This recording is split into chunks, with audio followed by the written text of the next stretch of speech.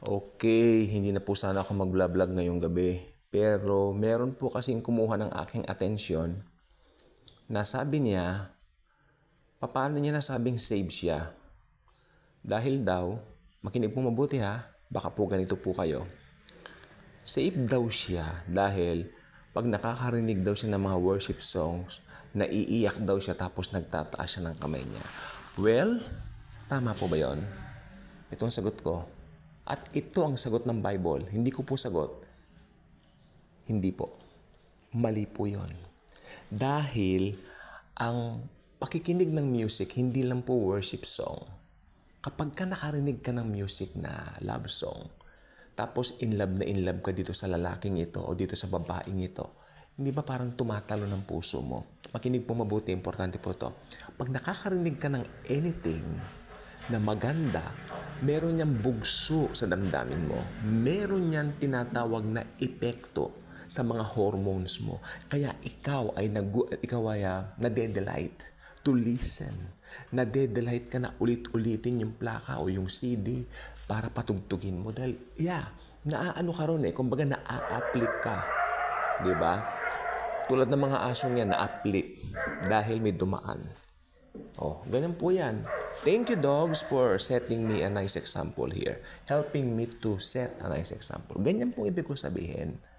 So, therefore, kung ganyan po ang sinasabi nyo, nagtataas ka ng kamay pag worship ka, hindi po nakukuha yan diyan. Save dahil ganon? No.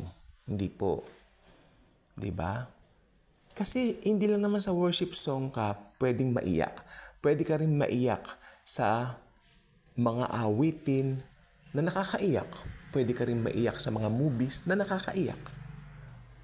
Tulad ko po kanina, masyado akong na-touch doon sa vlog ni Sir Julius kay Kurita. No? Because my late lola used to listen to her. In fact, may plaka po kami dyan ng Kurita. Kaya ako naman bilang batang maliit, nakikita ko yung mga ganun. Ang gaganda ng mga music nung araw. No? Meron din kaming asin. Ang guest kanina roon ni Sir Julius Babaw, si Lolita Carbon ng asin. O yun. At doon sa vlog sinabi, pag itong si Miss Corita daw ay nakakarinig ng mga luma niyang awitin na tinutugtog, naiiyak siya. Ganyan din po yung sinasabi ko po sa inyo ngayon. Balik tayo sa topic natin. Ang salvation po ay hindi kinukuha sa pakiramdam o pakiramdaman. Nope. Ang salvation, pag naniwala ka, you are saved. Regardless ng pataas-taas ng kamay, regardless ng paiyak-iyak. Okay. Meron nga po kaming, hindi po ito paninira. Wag niyo po kung i-accuse na naninira. In the first place, I am not giving names here. I'm just setting a good example in order for you to capture what I intended to say. Okay, ito po ang gusto kong sabihin. Meron po kaming kasama doon sa dating ina-attenan ko na institutional church. Ang sama ng ugali. Diretso po ako magsalita. Ang sama ng ugali.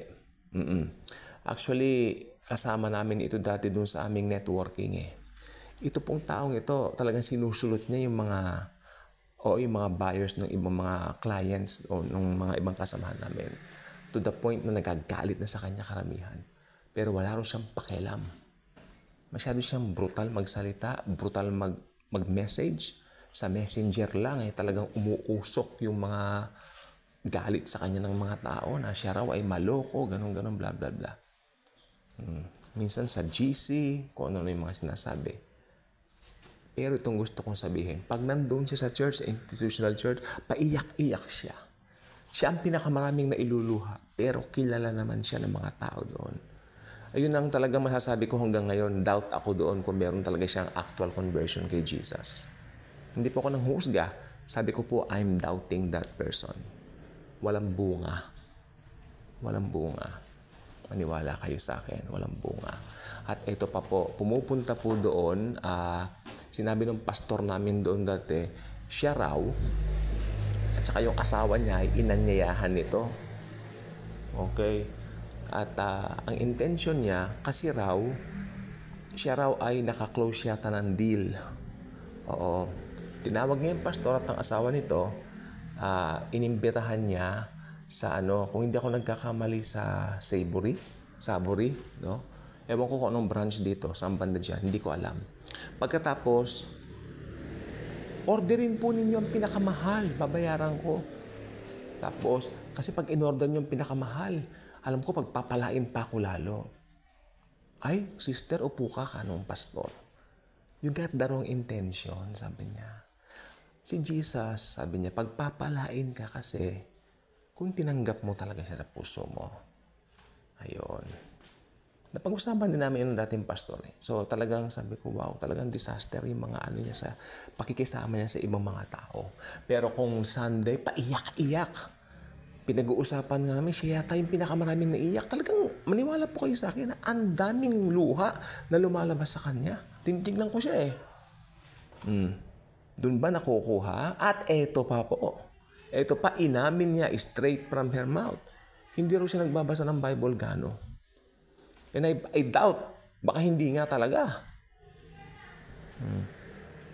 Dumalo kami sa kanya dati, kinuha namin yung cheque namin kasi nakasama nga namin siya. Uy, ang ganda naman ng mga Bibles mo, may Tagalog ka, may English ka.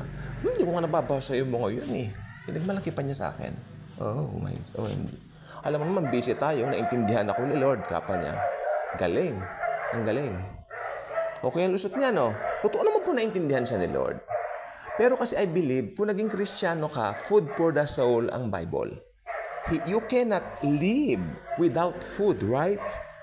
Ang pagkain natin, ang salita ng Panginoong Hesukristo, ang Biblia yan From Old Testament to New Testament, yan po yung salita ng Panginoon na makakatulong po sa paglago natin spiritually. Hindi ko nga binabasa yan kasi busy ako. And I doubt pati mga anak niya hindi rin. Mga aso, pasensya na po but I really need to do this vlog right now. Dahil anong tawag dito?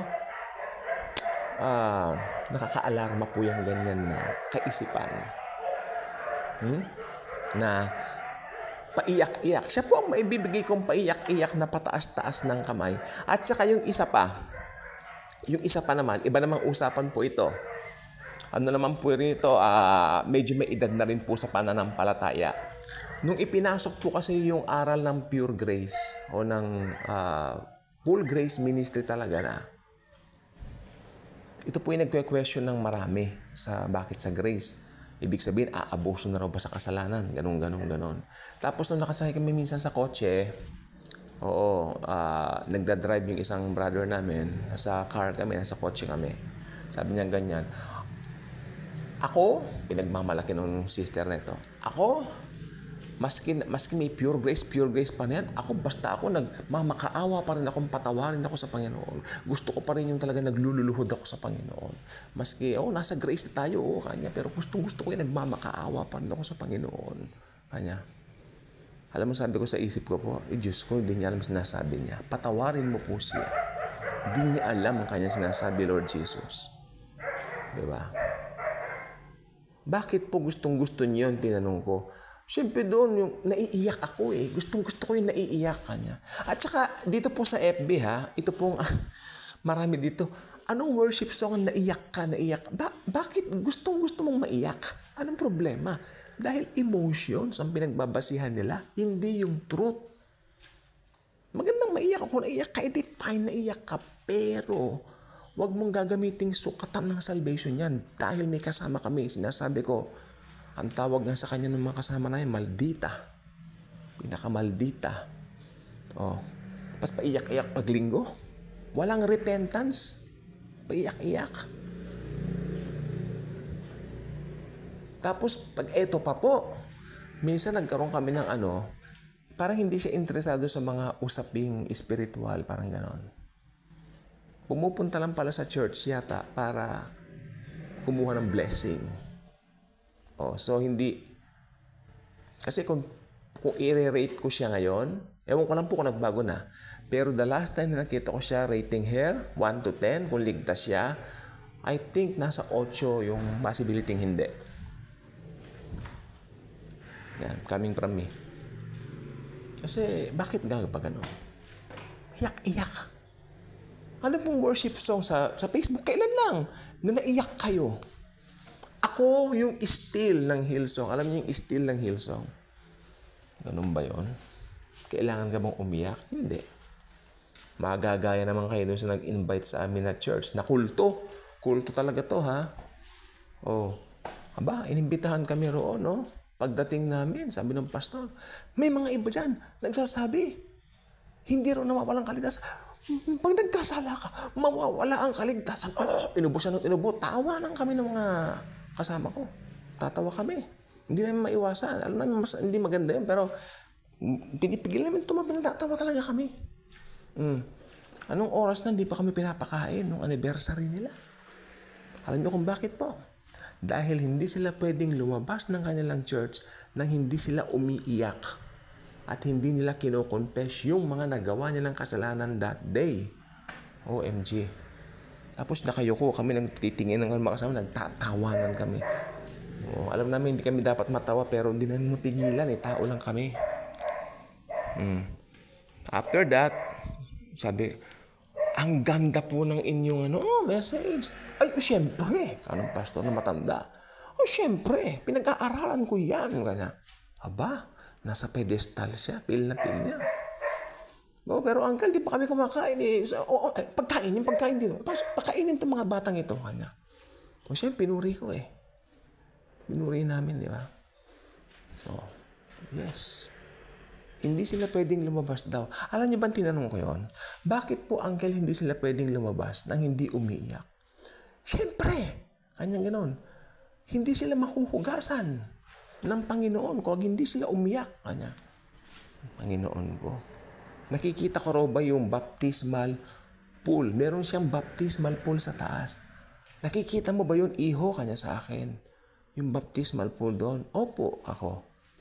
Kada nagkakasala, tuwing nagkakasala mga member namin, inaakyat namin dyan.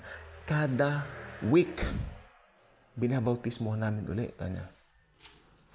Sabi ko sa isip ko, kung gano'n ang sukatan, dapat minuminuto kayong pumupunta dyan. Sa isip ko lang po ito, kasi lahat ng tao nagkakasala po talaga. Minuminuto. Walang perfect. Only Jesus is perfect. That's why our righteousness belongs to Jesus. Diba? Our righteousness belongs to Him alone. Siya nagbigay sa atin yan. Hindi yung pag-iyak mo, hindi yung pagtaas-taas mo ng kamay tuwing worship Sunday. Nope. You've got the wrong impression of Christianity pag ganyan ka. Christianity is Jesus Christ alone. Period. Anything other than that, I really don't know. I really don't think so. Bye-bye.